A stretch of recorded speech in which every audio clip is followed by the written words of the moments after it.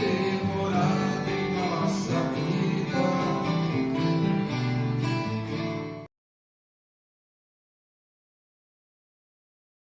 Bem-vindos ao Presença Amiga, um programa da área de ações estratégicas do CERJ, nossa federativa do Rio de Janeiro. O Presença Amiga traz sempre um convidado muito especial e hoje a gente está com a presença do Augusto Hanwinkel. Muito bem-vindo, Augusto! Oh, muito obrigado e um prazer enorme estar com você nesse momento e todos aqueles que vão participar de alguma maneira desse encontro, né? É um encontro, Fundamental. exatamente, encontro de almas, né? Como diz na evangelização, um encontro de almas. Uhum.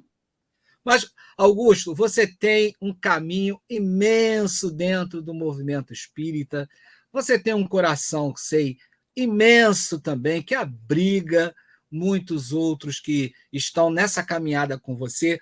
Mas conta pra gente como é que começou essa história de espiritismo na sua vida. E, bem, ao mesmo tempo que o se chamamento, eu acredito que é desde que eu reencarnei, já foi dito por um espírito amigo que me acompanha desde o nascimento, que aliás, meu parto foi feito por um espírito, né? Minha mãe entrou em trabalho de parto, Sim. parto normal, naturalmente, e havia muita dificuldade nesse parto. E uma das pessoas que estava assistindo, ajudando, uma senhorinha, ela manifestou uma entidade e fez o parto. Aí começou a história, né? Bem, na minha trajetória, eu sempre Fantástico. fui... Oi?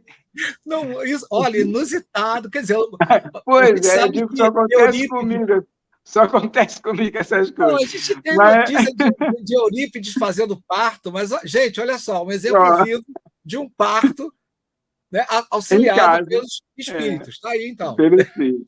Então, o que aconteceu? Na minha trajetória de vida, eu sempre tive um sentimento de algo além do que eu via, do que eu sentia. A minha manifestação, que hoje eu entendo como mediunidade, se deu muito cedo, na escola primária, onde eu, com 6, 8 anos, nas datas comemorativas da proclamação da República, Tiradentes, tudo isso, sempre tinha aqueles alunos escolhidos pelas professoras para ler texto. E eu, pequenininho, magrinho, me botavam em cima de um banco e eu falava de improviso sobre aquelas figuras De históricas. E improviso. as pessoas ficavam assim, e eu não entendia muito, para mim era tudo uma brincadeira, mas eu falava de improviso. O tempo passou e, quando eu entrei na adolescência, eu tive a felicidade nessa encarnação de ter pais maravilhosos, e meu pai espiritualizado, espiritualista, ele nos passava muitos ensinamentos. Inclusive, ele gostava muito do esoterismo, passava aqueles pensamentos muito fortes, firmes, como até eu me lembro até hoje, um deles que ele me pedia que eu, toda noite, falasse assim: não concedo a ninguém o direito de aborrecer-me. Ele me ensinava, no entendimento dele, que eu deveria ter um pertencimento em relação ao grupo que eu vivia, e não de me lastimar ou de criar situações difíceis com os amigos. Então, assim foi. Desde essa época, eu tenho amigos hoje que já 40 anos de amizade, 50 anos de amizade, que até hoje dizem, né, Augusto, bem, que saudade, essas coisas. Então, com o tempo, eu senti a necessidade de pertencer a um grupo religioso.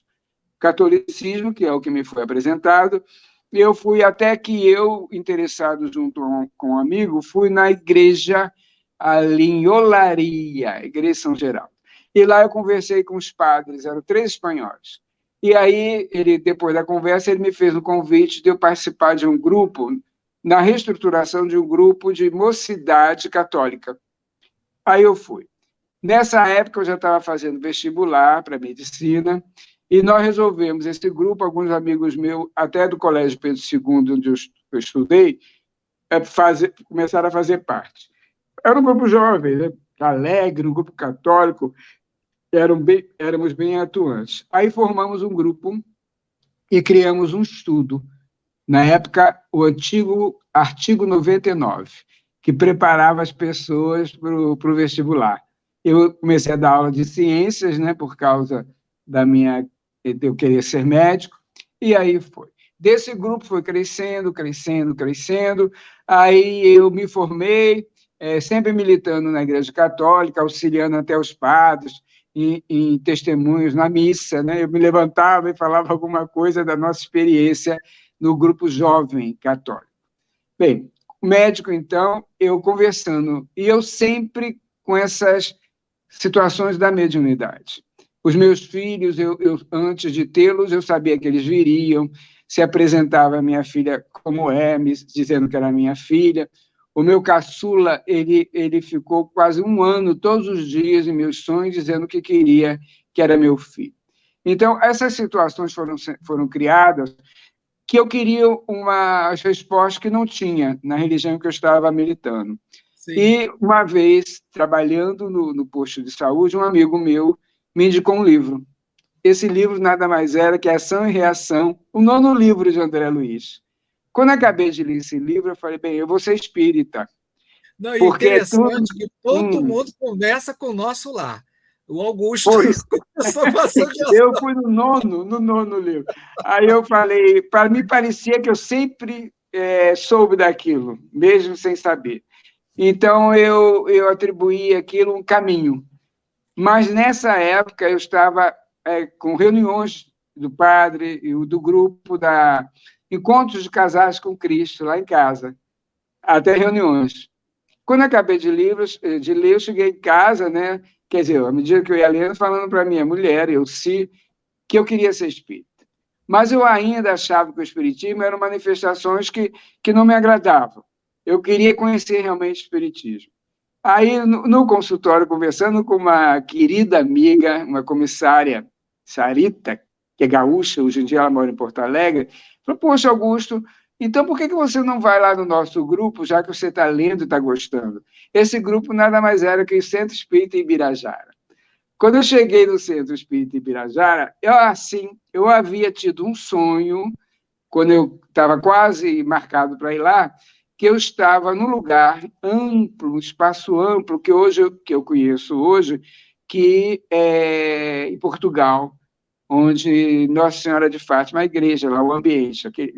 Bem, aí, de repente, no sonho, alguém passava mal no pátio e me chamavam. Eu, como médico, né? Só que quando eu me aproximava da pessoa, eu sentia que eu estava dando passe. Depois eu compreendi, quando me tornei espírita, que era passe.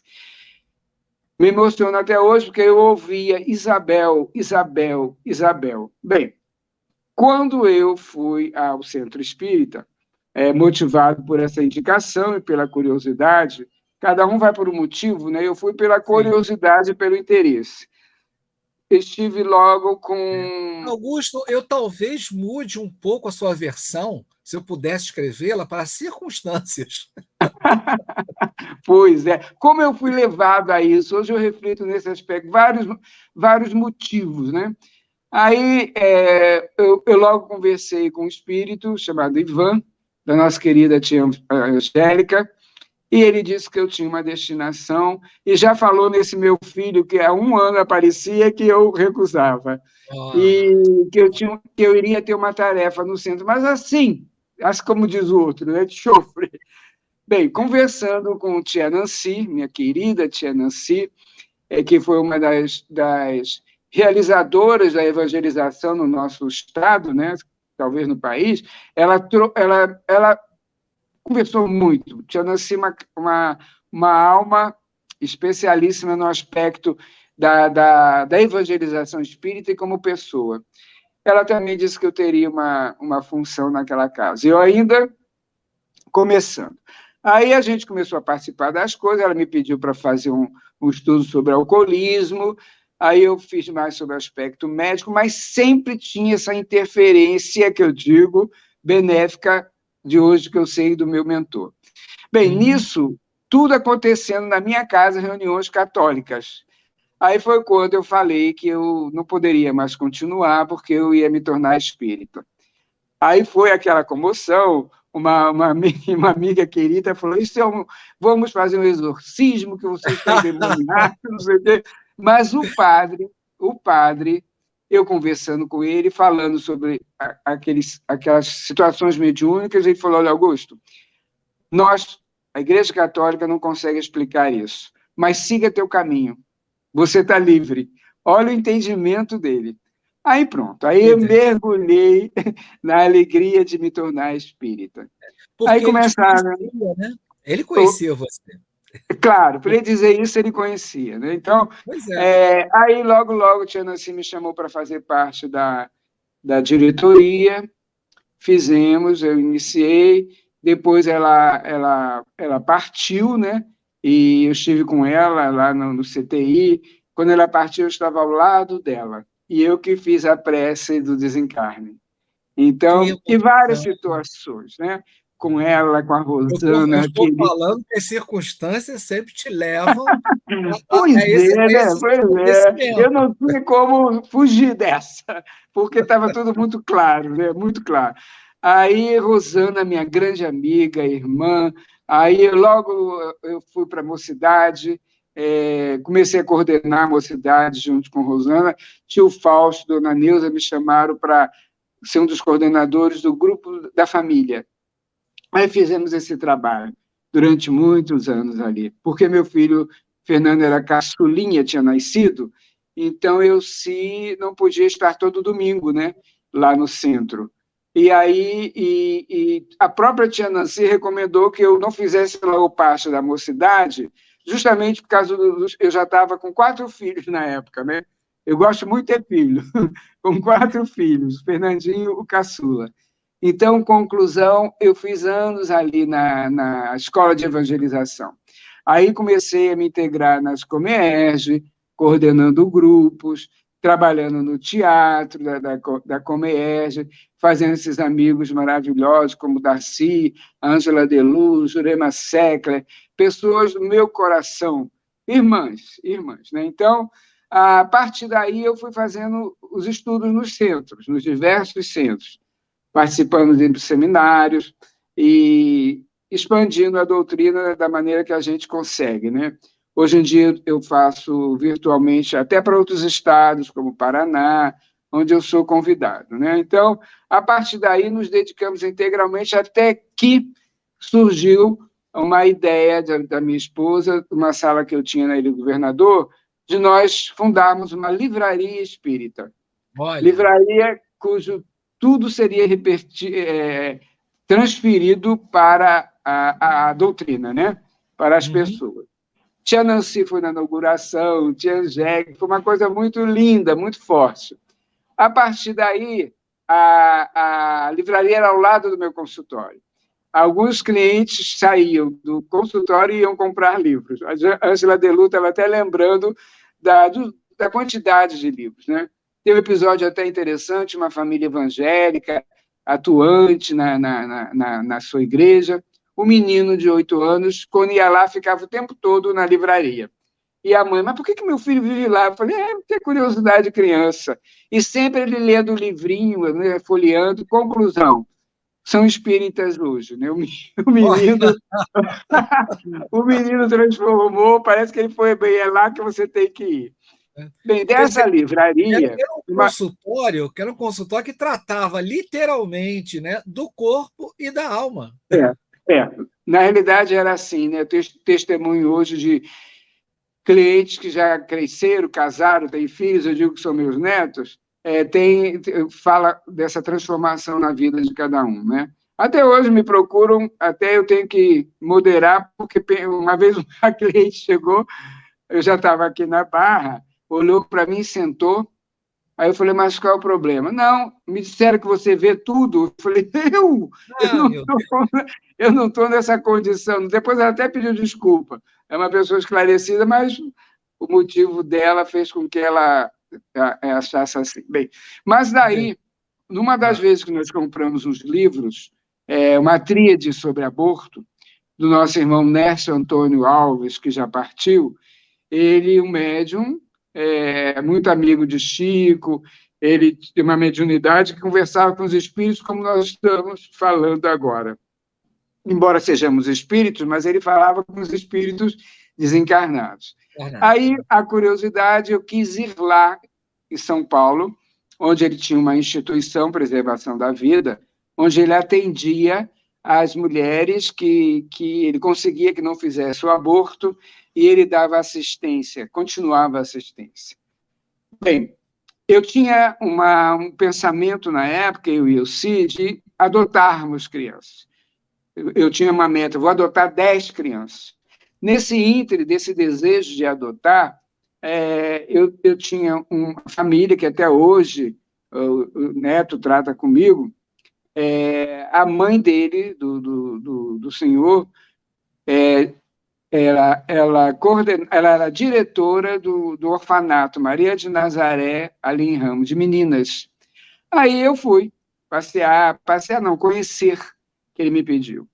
Ela já estava com uma idade avançada, aí eu passei a ir frequentar. Quando ela estava no leito já de desencarne, leito de morte, ela pediu ao filho que me chamasse para dirigir a casa. E assim fizemos. Eu, Elci, minha esposa, a Rosana, a Glória Macedo, fizemos e ficamos um tempo lá. Essas crianças acabavam indo lá para casa, era aquela situação. E depois veio essa portaria que não teria mais orfanato, seria abrigo. Bem, aí as coisas foram mudando, e Nécio Antônio Alves, quando estivemos em São Paulo para conhecer a obra dele, ele falou: Augusto, quando eu falei para ele dessa minha vontade de adoção, ele falou: por que você não faz de lá, no Rio de Janeiro, uma filial da nossa casa? Que tem já em outros lugares, Brasília, ele fazia estudos até internacionais.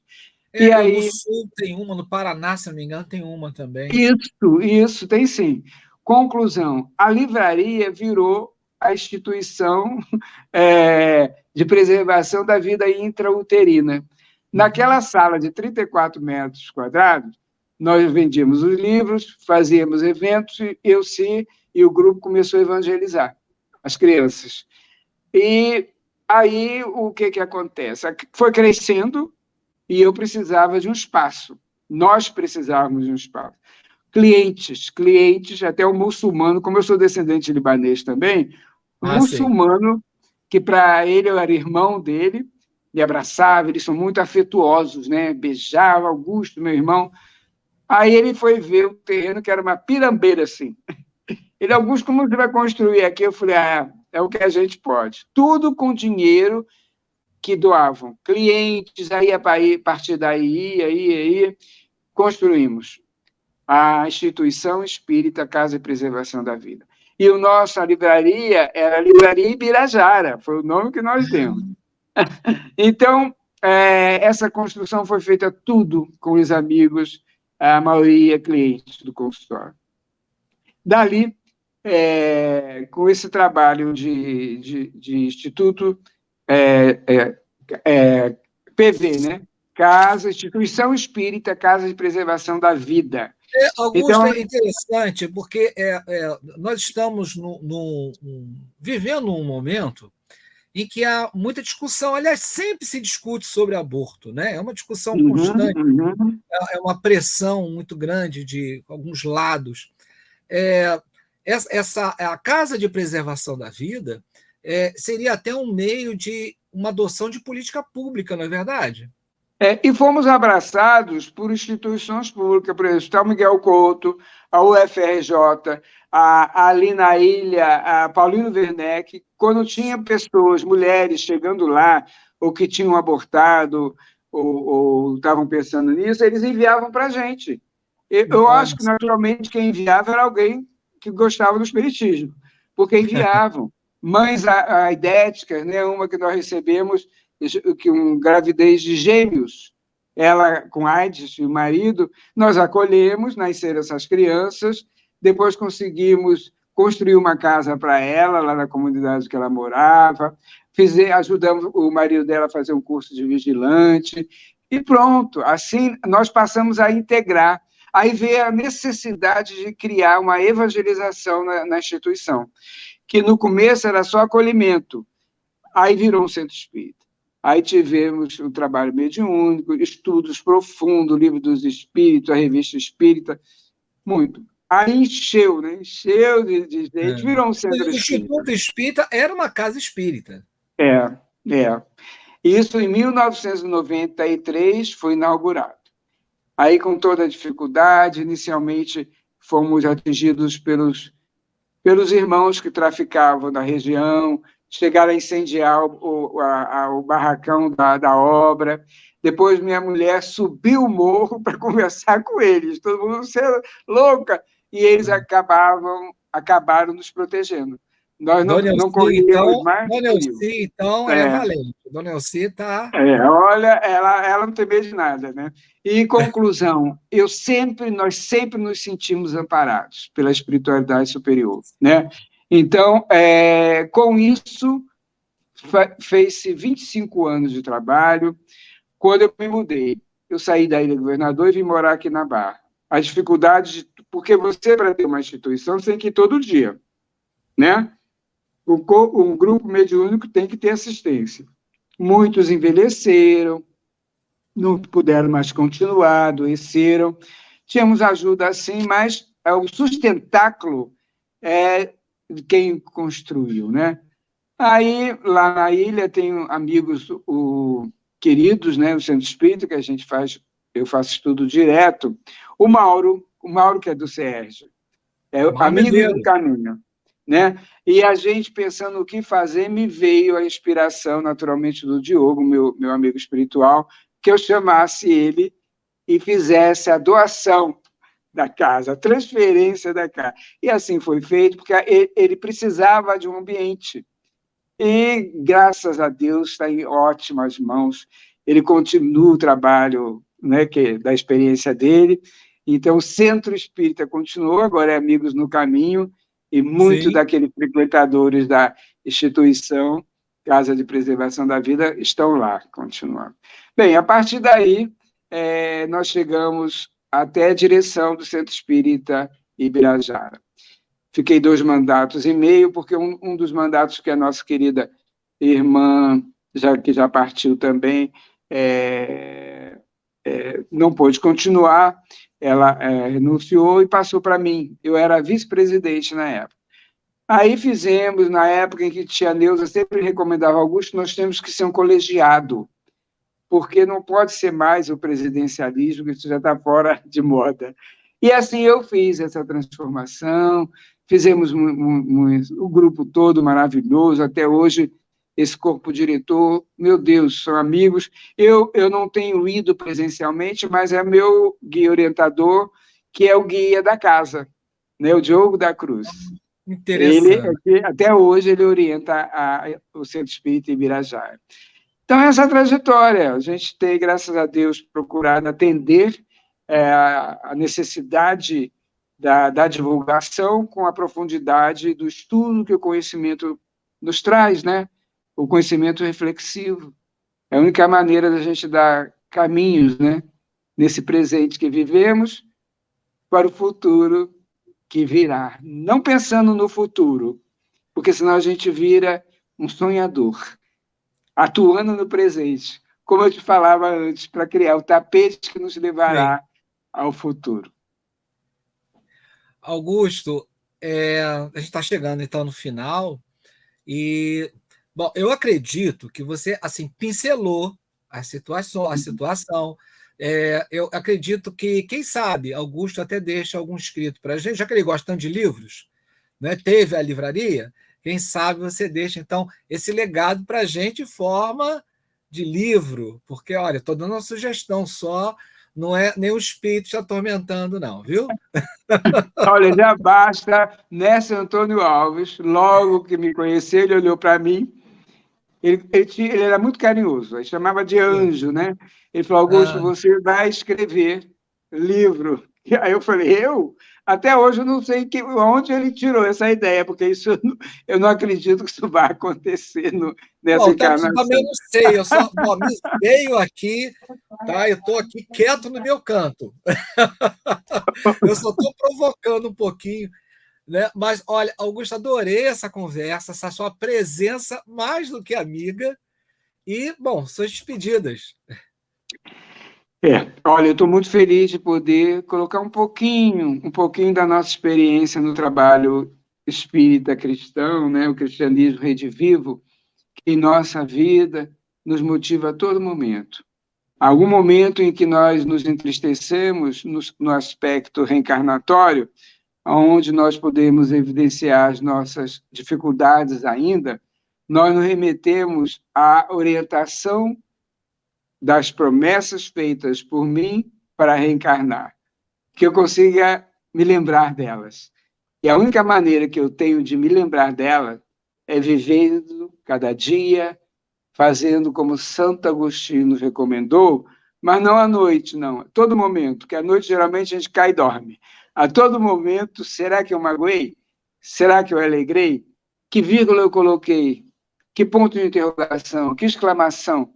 Reticências? Será que era o melhor? Porque mesmo a gente amando muito, nós sempre vamos magoar alguém, aquele que a gente ama.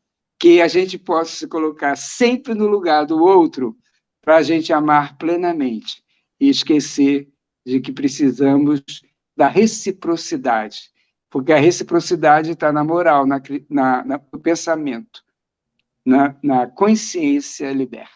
Que eu consiga, que todos nós nos consigamos, a autolibertação, que é o amor.